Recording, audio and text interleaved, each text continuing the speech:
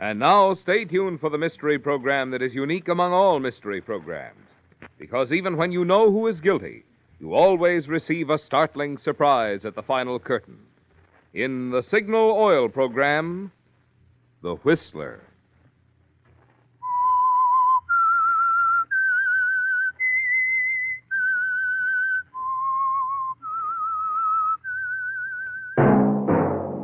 Signal, the famous Go Farther gasoline, invites you to sit back and enjoy another strange story by The Whistler.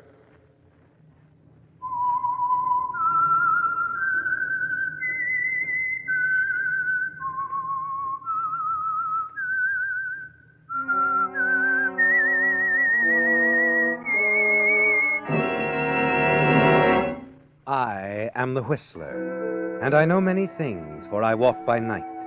I know many strange tales hidden in the hearts of men and women who have stepped into the shadows.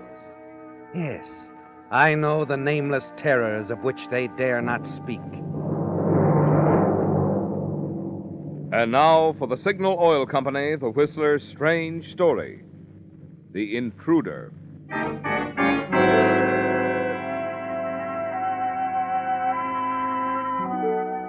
The sleek convertible had cut a devious course through the back and side streets of the town, skirting the main road that led to the small suburb. At the wheel, Eve Traherne sat rigid, her face tense, expressionless, her jaw set, her eyes riveted on the road ahead of her. The white nurse's uniform she wore seemed entirely out of character.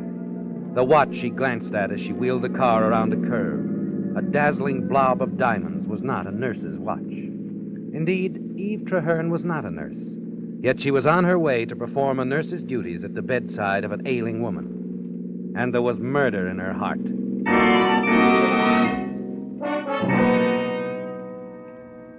Strange, really, that the end would be like this, when the beginning was so different.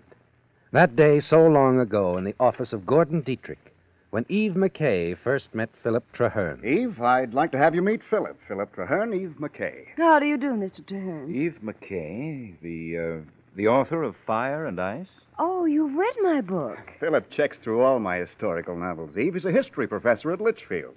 We were roommates there years ago. Really? Tell me, Professor, did you like Fire and Ice? Well, there were some flagrant historical discrepancies in it, Miss McKay. I meant the writing. Well, to tell you the truth, Miss McKay, I'm afraid I found some of your characters a bit hard to believe. Flame Winthrop, for example. Yes. Perhaps women like Flame do exist, and I just don't know about them. After all, I guess I'm just an old college pedant with ink in my veins. Yes, perhaps you are, Professor. Well, I hope I haven't offended you. Gordon, tell her I mean well. Oh, Eve knows that, I'm sure. As a matter of fact, Professor, I was going to ask for your help. I have a first draft, a novel on the Renaissance. It's almost finished. I'd like for you to look at it before I go any further. I wouldn't want any more flagrant historical discrepancies. You know. Well, I'd be very glad to. Fine. I just live a few blocks from here. Just remember that Philip lives in Litchfield. Those trains don't run all night. Why, Gordon, it shouldn't take an hour. And I'll drive him to the station myself. Come along, Professor.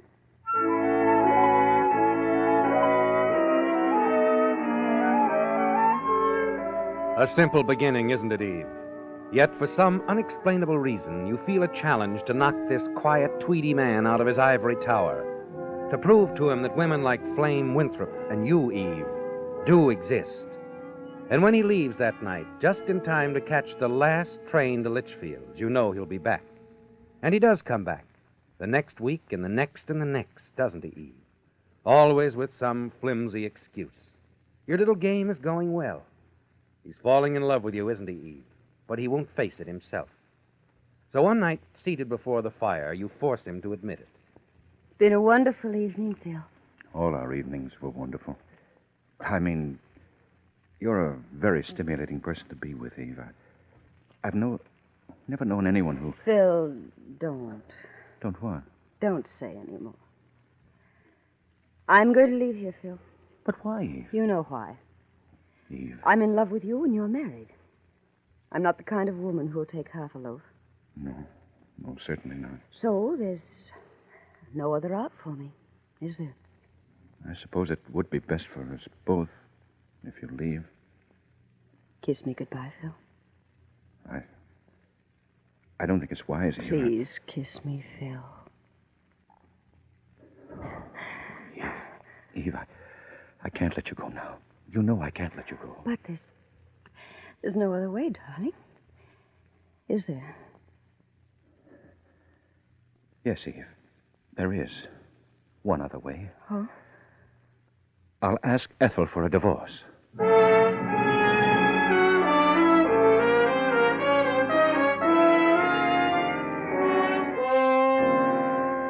Strange, isn't it, Eve? You should feel triumphant.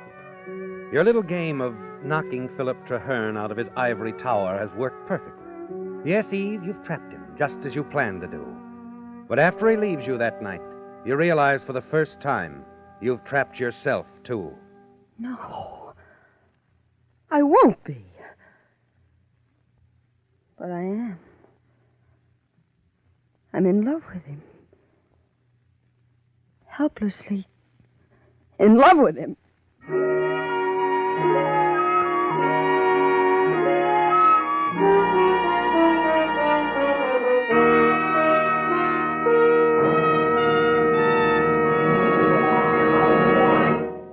If your car doesn't spring to life the moment you touch the starter, don't blame your car.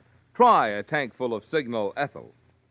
If your car's pickup doesn't make other drivers cast envious glances in your direction when the traffic light says go, don't blame your car. Try a tank full of Signal Ethyl. And if pings and loss of power are forcing you to shift on hills that other cars walk up in high, don't blame your car. Try a tank full of Signal Ethyl. After all, the performance any car delivers can be only as good as the gasoline you use to power it. That's why it's only natural that Signal Ethyl, a true premium quality gasoline, will bring out the best in any car, whether it's brand new or pre-war too. So if you're not happy about the way your car is acting, don't apologize for it. Drive into a Signal station. See if a tank full of Signal Ethyl doesn't surprise you with performance you can be proud of.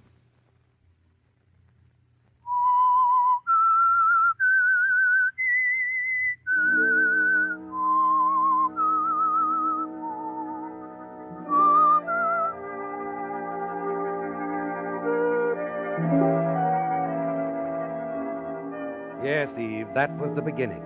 Your first chance meeting with Philip. Your determination, because of his patronizing attitude toward your book, to prove to him that you could interest him as a woman, if not as an author.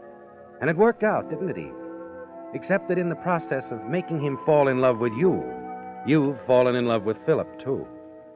His divorce from Ethel was a mere formality after that. And now you're Mrs. Philip Traherne, wife of a history professor at Litchfield. Not quite the role you'd intended for yourself. But as you approached the door of his home in the little college town for the first time, you determined to make Litchfield, as well as Philip, forget that Ethel Traherne ever existed. Well, welcome home, Professor Traherne. Thank you, Mrs. Wilkes. It's good to be back. This is Mrs. Traherne. Hello, Mrs. Wilkes. Good afternoon, ma'am. Yes, it's certainly fine to be back. Well, Lady Macbeth. And how are you, huh? Philip, you didn't tell me you had a cat. Oh, didn't I? Well, I have. Just about the most beautiful tortoiseshell cat I've ever seen. Oh, why Lady Macbeth? Mrs. Traherne named her that because she was always washing those orange marks on her paws. How very clever. Now, come here, lady. Come on. I'd like to pet you. Eve, I'm sorry. I should have told you she's nervous around strangers. Cats aren't supposed to be trustworthy, but they got their loyalty. Really? You know, she'd better get used to me, Mrs. Wilkes, because I'll be running this house for a long time. A long time.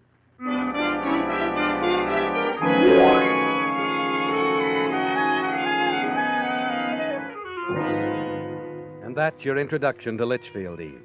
You've been in town less than 5 minutes, and you've already alienated Philip's housekeeper and his precious cat, Lady Macbeth. In that short time, too, you've sensed that you have a formidable threat in Ethel, Philip's first wife. And in the weeks that follow, you're made to realize that you don't belong in Litchfield. You're not accepted. And most of all, that you'll never replace Ethel in Litchfield's affections.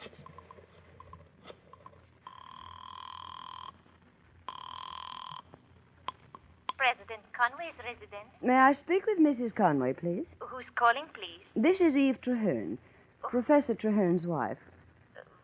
One moment, please. Hello, Mrs. Traherne? Yes. I'm sorry.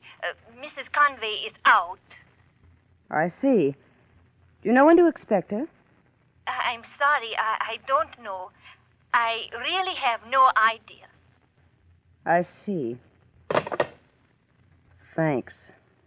For nothing.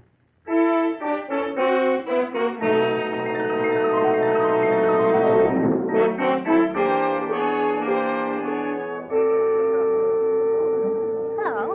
Do you mind if I share your table? Of course not. Sit down. Thanks so much. I'm Della. You're Professor Hutchins' daughter. I know. Oh, really? Are you from the college? I'm Professor Traherne's wife. You're Eve. I mean, Yes, I know what you mean.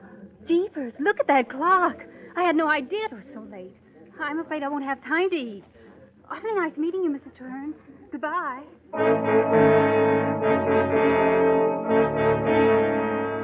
It's all around you, isn't it, Eve? The symbol of your rejection. You won't let yourself lose, not to Litchfield, and most of all, not to Ethel. The day your novel on the Renaissance appears in the bookstore, you go down to watch how the sales are going. You haven't been there long when you overhear a conversation in front of the display on your book. Lady of the Renaissance.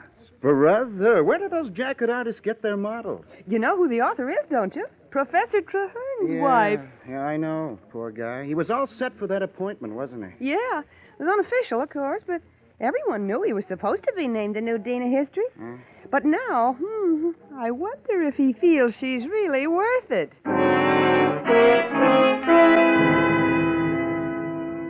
It's a shock, isn't it, Eve? You knew nothing of the prospective deanship for Philip. Later that same afternoon, you're at home considering a course of action to take. When Gordon Dietrich, your publisher, comes by to call. Gordon, how perfectly wonderful to see you. This is a business call, Eve. I can't stay very long. I brought you the reports of the advance sale on your book. Looks as if it's going well. Well, that's good. Although I must say it doesn't seem to please my publisher very much. I don't like to mix my professional life with my personal life, but Gordon, I don't believe I understand. Philip is my friend, Eve.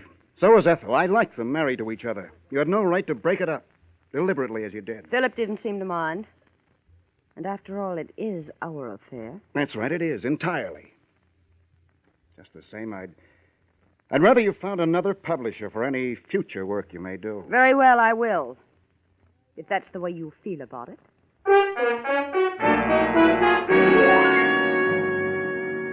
Gordon's reaction enrages you, doesn't it, Eve? Because it makes your opposition so complete. It makes you even more determined that Philip shall have that deanship, not in spite of you, but because of you. Shortly after Gordon leaves, you hit on a plan. That same afternoon, you go into the city. A hurried overnight trip about the book, you tell Philip. Once there, using your ingenuity and your money in the right places, you gather your weapons. And late the next afternoon, armed with the ammunition to satisfy the one weak spot of President Conway of the college, you call at his office. My uncle was such a strange man, President Conway. Several of the first editions he left me turned out to be fakes. I'm afraid it takes an expert like yourself to distinguish between them. It's amazing. Amazing, Mrs. Traherne. Every one of these books is genuine. Thackeray, Dickens, Jonathan Swift, and all in excellent condition. I can't say how I envy you. I only wish I could appreciate them as you do. I'm afraid they're just books to me. Just books. Why, Mrs. Traherne, if I were a man of means, I'd give you $5,000 for them right now. Well, then I'd appreciate it if you'd simply accept them. Oh, no, I couldn't. Please, it would mean so much to me to know someone had them who really appreciated them.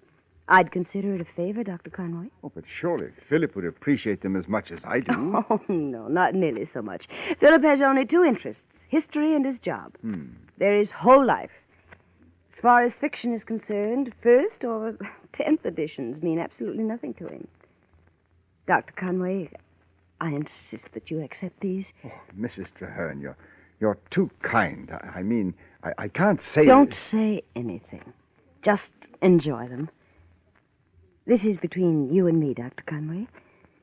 No one need ever know where they came from.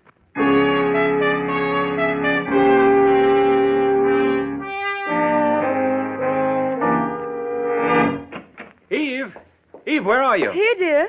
It happened, Eve. The letter just came. What letter, Philip? From the Board of Regents, Eve. They've made me the new Dean of History. Oh, Philip, that's wonderful. Oh, I'm so proud, darling. I know who's behind this appointment, too. President Conway. I'd never have gotten it without his recommendation.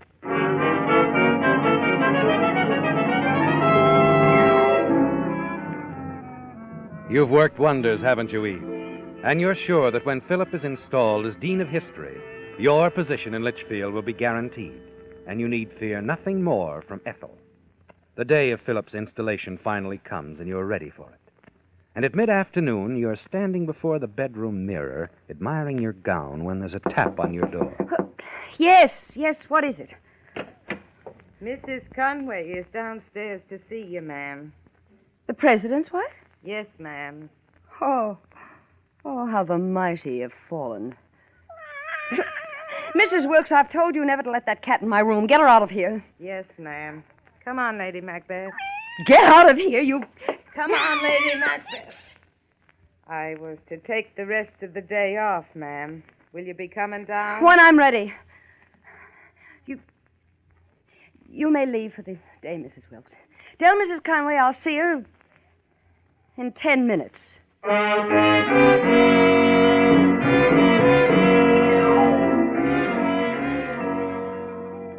Mrs. Conway, how nice to see you.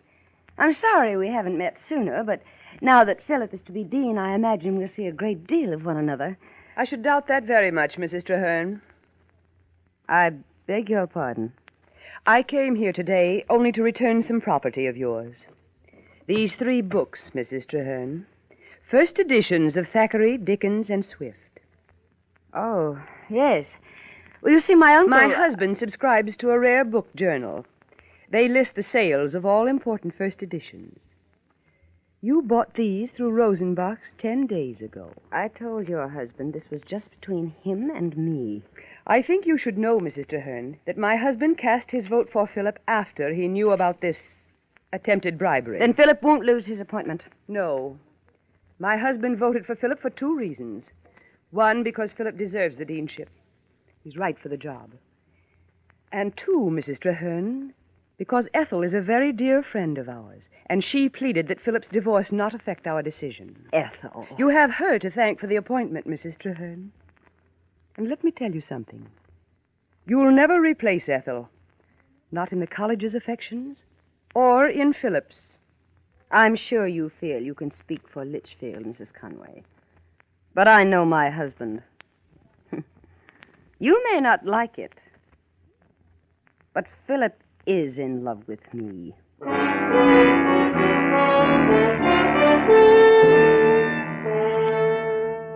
Yes, Eve, you're sure of Philip, aren't you? Furious as you are with Mrs. Conway, it doesn't shake your faith in Philip's love for you.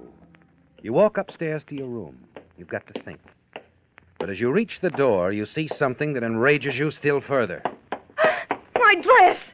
Get off there, Lady Macbeth. Get off my dress, you little demon! Hey, what on earth? Your cat. Your precious Lady Macbeth. She's ripped my dress. I'll kill her. Eve. That cat hates me. Like everyone here hates me. I want her out of my house right now, this instant. Have her destroyed. Take her to the vet right Eve, now. control yourself. You shouldn't have left the dress on the bed. This cat hates me, I tell you, and I hate her. I want her destroyed. I want her killed. All right, Eve, that's enough. I'll see you at 7 this evening. I've got to call on President Conway now. Take that cat with you. To the vet, Philip. All right, Eve. I'll take her. She'll never bother you again.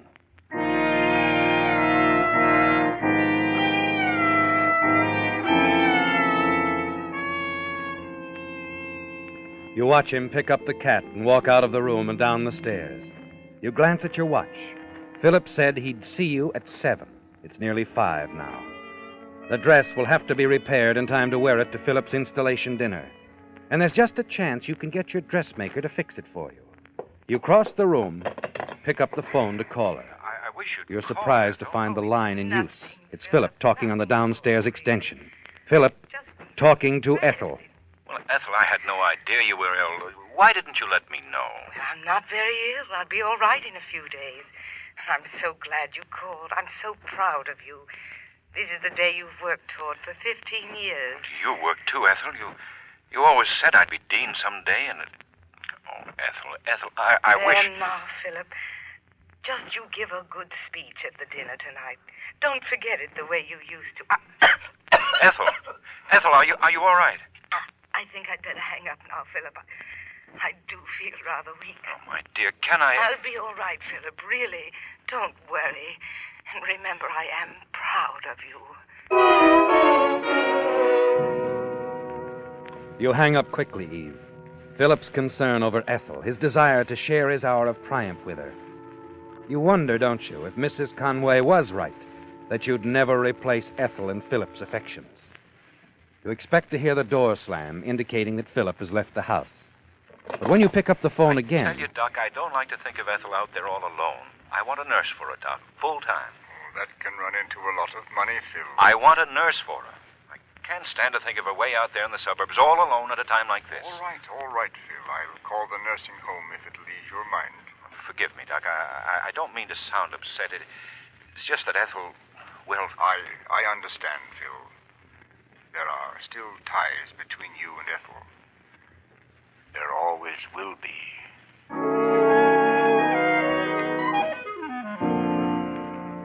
You grip the phone till your knuckles are white, Eve. For now you know that what Mrs. Conway said is true. Ethel will always stand between you and Philip, as long as she lives. As long as she lives, Eve. You step to the bedroom window. Watch Philip leave the house carrying Lady Macbeth in the crook of his arm. Then you see him hail a passing taxi and ride off. You're glad he's leaving you the convertible, the family car. For suddenly you see a solution. Pick up the phone and dial a number.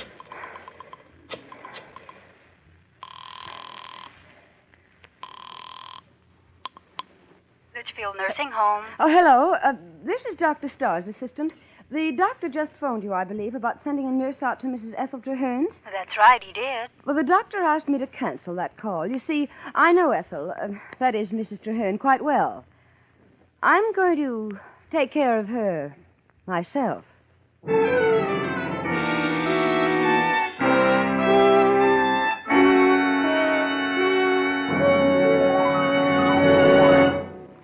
Because cool weather starting puts an extra strain on your car's battery. You can never be sure how soon you may be needing a new one. But of this you can be sure. Now, more than ever, it's important to get a good battery built to last a long time. A battery such as Signal's Deluxe battery that's built to last up to 2.5 times as long as ordinary batteries, because they're guaranteed not for just 12 or 18 months, but for a full 30 months on a service basis. It actually costs you less per month to own a Signal Deluxe battery.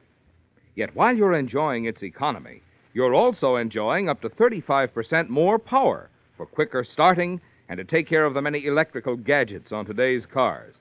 That's because the microporous all-rubber separators in Signal Deluxe batteries, which are considered the greatest battery improvement in 20 years, hold twice as much acid solution between the plates. Now, what's more, right now, Signal dealers are offering generous trade-in allowances for old batteries, plus liberal credit terms. So if your present battery is getting old or tired, you'll be wise to play safe. Get a Signal Deluxe battery now.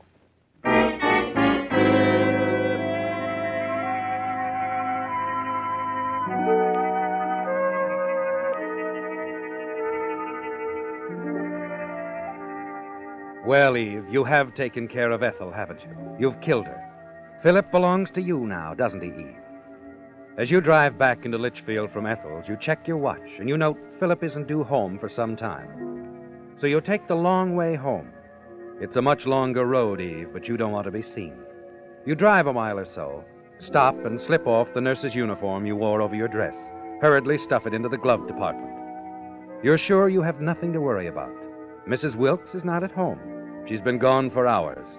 And no one need ever know that you left the house this afternoon. As you turn into the driveway of your home, you stop the car at the side entrance of the house.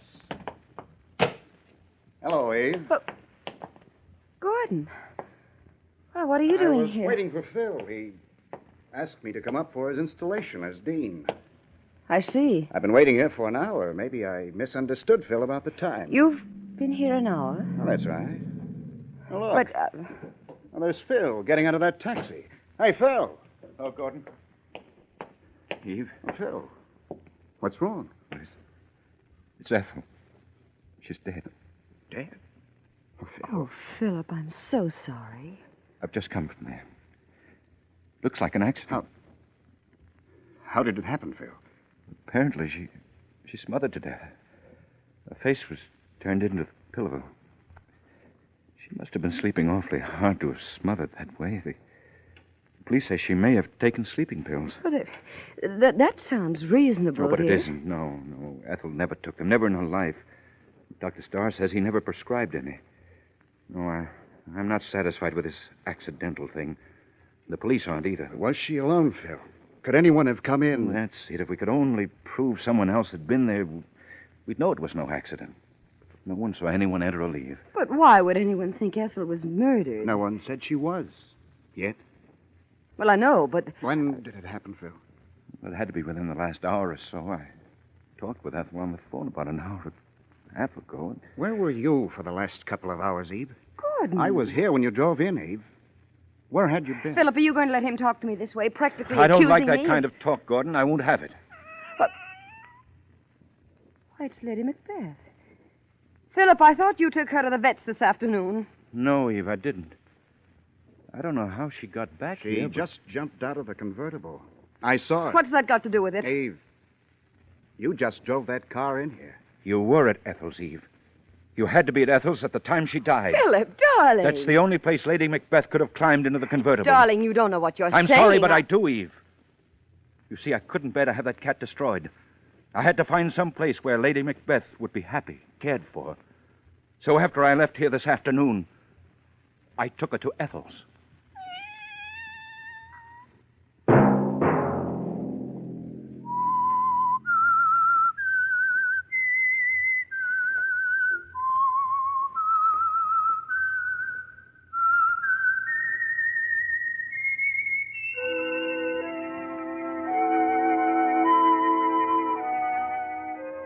Let that whistle be your signal for the Signal Oil program, The Whistler, each Sunday night at this same time.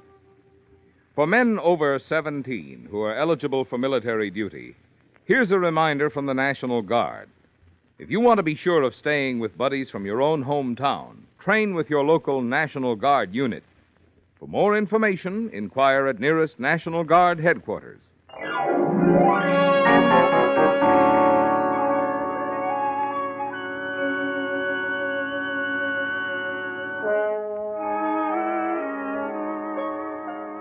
Featured in tonight's story were Bill Foreman, Joan Banks, Bill Johnstone, and John Stevenson. The Whistler was produced and directed by George W. Allen, with story by Betty Julius, music by Wilbur Hatch, and was transmitted to our troops overseas by the Armed Forces Radio Service. The Whistler is entirely fictional, and all characters portrayed on The Whistler are also fictional. Any similarity of names or resemblance to persons, living or dead, is purely coincidental. Remember at this same time next Sunday, another strange tale by The Whistler. Marvin Miller speaking for the Signal Oil Company.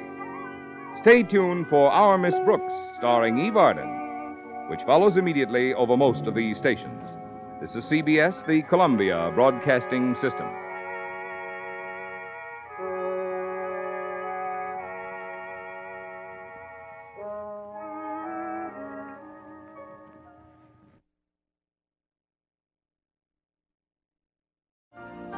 You've been listening to the OTR Gold Network. Find more classic radio at otrgold.com.